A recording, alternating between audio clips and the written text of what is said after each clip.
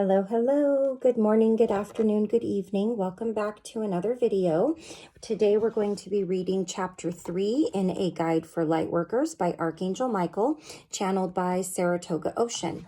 And as a reminder, this book is to be not so much mentally absorbed, but they ask you to please keep an open heart and to take this information in through your heart. So I ask you to keep that in mind as you listen to the video, and I will keep it in mind as I read this to you. We are on chapter 3, and chapter 3 says, what about fear? That's what we're going to be talking about. Fear is an interesting phenomenon. It is so familiar to us that we never really think about its makeup or its purpose. We know that we don't like it, that's for sure. Many people have it justified as some sort of a hurdle that we have the opportunity to overcome, and thereby we become stronger people. But if fear were merely a hurdle, then that would mean that we are already plenty strong without it. So why put that obstacle up to weaken us in the first place? Let us begin by eliminating any and all justifications for the existence of fear. That way we can achieve far greater clarity of what it is and what it means. Fear exists as an integral part of our finite existence. Finite means that we have a beginning and an end in terms of how we identify ourselves here. Fear exists as a part of that matrix. Then what is the purpose of fear? In order to answer that question, let us look at what happens when one is afraid. The first thing that happens is withdraw. Simultaneous to the withdraw is resistance. So you have withdraw and resistance. Withdraw and resistance are instantaneous reactions to something. Fundamentally, they are reactions to any threat to one's finite identity. Whatever it is that you identify as having anything to do with who you perceive yourself to be can potentially be threatened by something else. The most obvious example of this would be related to your physical body. If you feel physically threatened, you will definitely experience fear. Your perception of self can also be threatened mentally and emotionally. If they are your thoughts and your emotions, they certainly can be threatened by something else. This is generally the source of most conflict in relationships. For example, if you hold certain beliefs and feelings about money, and you experience those to be a definite part of your own psychology and identity, a partner with opposing views can be threatening if you feel obliged to take on his or her perspective. Why? Because they're asking you to change some part of your own psychology and alter your own identity in some way. There are countless examples of this, and money is only one of them. So this example of financial conflict is ultimately not about money at all. If it were only about money, both parties could easily externalize it without a threat to either one. Both people could come to some simple, reasonable conclusions together about what might be the best path to follow in order to obtain mutually beneficial results. But this conflict is really about identity, and money is merely the subject of the conversation. The potential threat to one's identity can also extend beyond the physical body. It can also include possessions. This explains why people will oftentimes put themselves in grave physical danger by staying in their homes when an out-of-control wildfire is on its way or an extreme hurricane is about to occur. In their experience, the threat to their homes is as grave as if it were a direct threat to their own physical existence. If relationships and friendships form an integral part of a person's identity, then fear and jealousy can overtake those relationships. Serious control issues can manifest, and yet these issues are never really about the other person. Such issues can arise when one person is unable to distinguish between perception about another person and the reality of that individual. If perception of another person is incorporated into one's own identity, then that other person's behavior becomes threatening if it conflicts with that perception. A particular group can be integrated into one's consciousness as a part of a person's identity. This is how cults are formed. Try prying someone away from a cult, and you will find out how much that person believes that he or she and the cult are one and the same. A city or country where one lives can also be construed as a major part of who a person believes he or she is. Religions, clubs, schools, activities, and lifestyles can perform the same function. There is simply no end to all of the ways and means by which people form identities of who they think they are. And every single one of these ways exists as a potential to feel threatened and thus afraid, if there is any sense that it could be changed or taken away. This need to preserve one's finite identity can even supersede your best intentions to change in a positive way. For example, on a physical level, if a person wants to lose weight and has been what they consider overweight for many years, it is likely that their current physical size has been fully incorporated into his or her identity. It can be extremely difficult for that person to visualize themselves at a smaller size.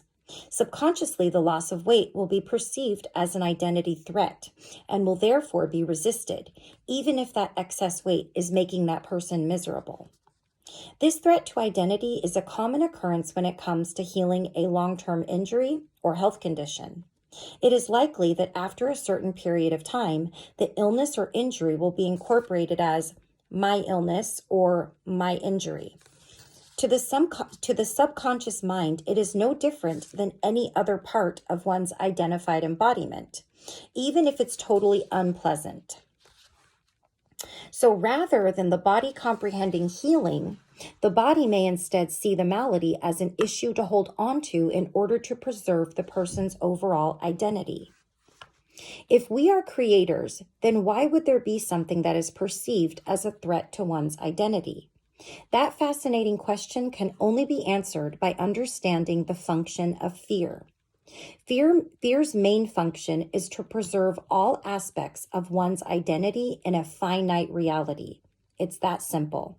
The very nature of this finite universe makes fear an essential component of life. So let us discuss what this means in terms of being a light worker. Before you ever thought of yourself as a light worker, you probably had fashioned a well-established identity for yourself. Whether you perceived that identity as good or bad was not important. What was important was the prime directive that existed in your finite intelligence to preserve that identity. This is not necessarily something that you could have done anything about, since this need to preserve is as innate as your DNA. So something likely happened that moved you into a new understanding that perhaps you had a higher purpose.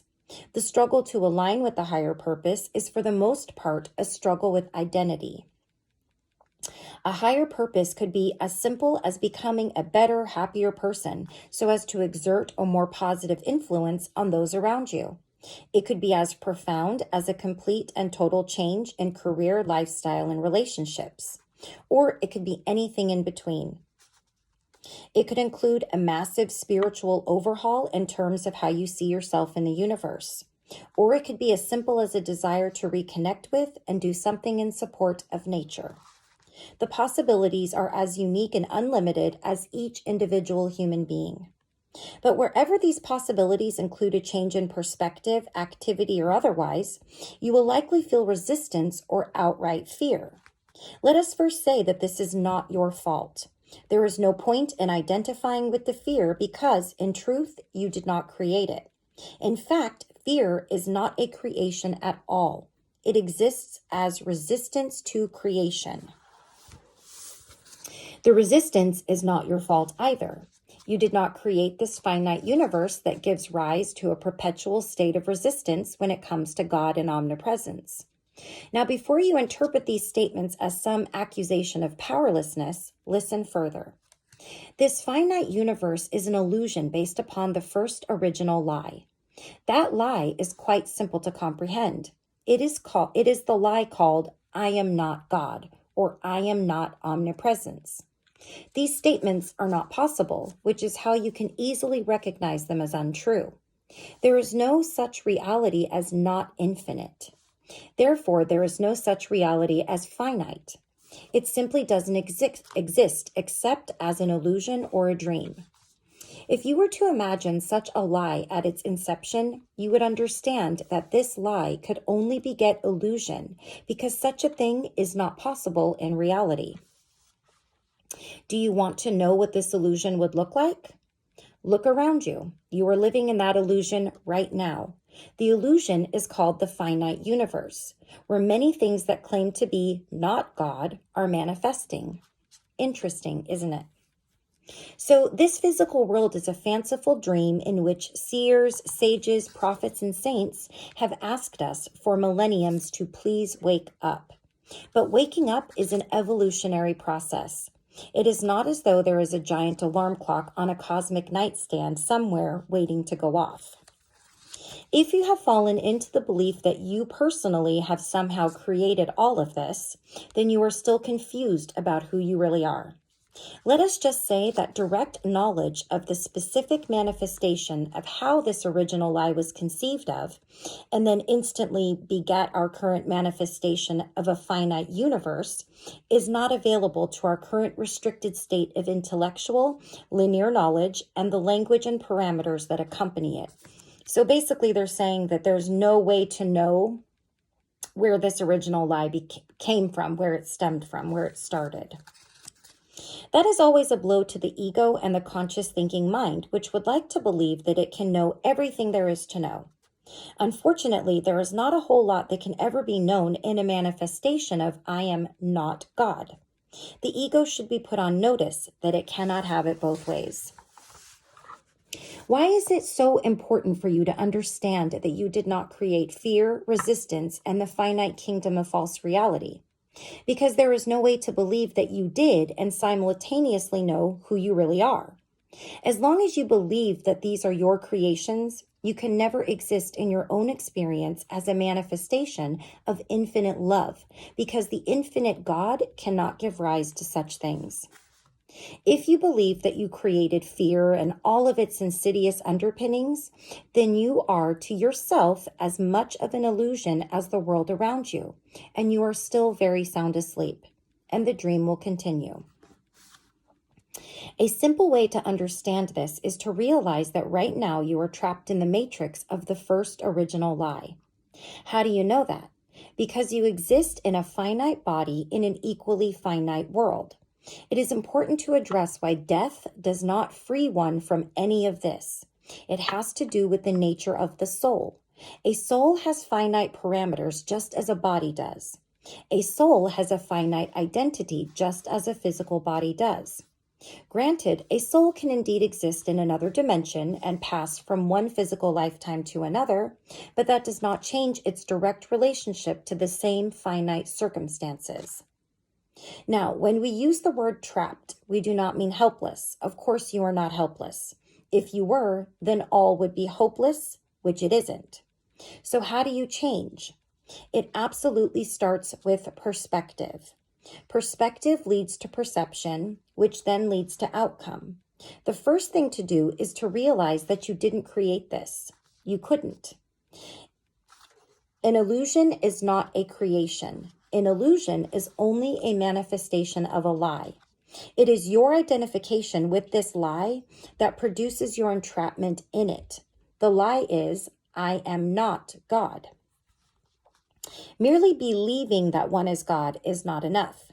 That is always easy for the mind, and it is what philosophy and religions are made of, beliefs. This is where the reality of the heart comes into play. The heart is God, and the heart is you.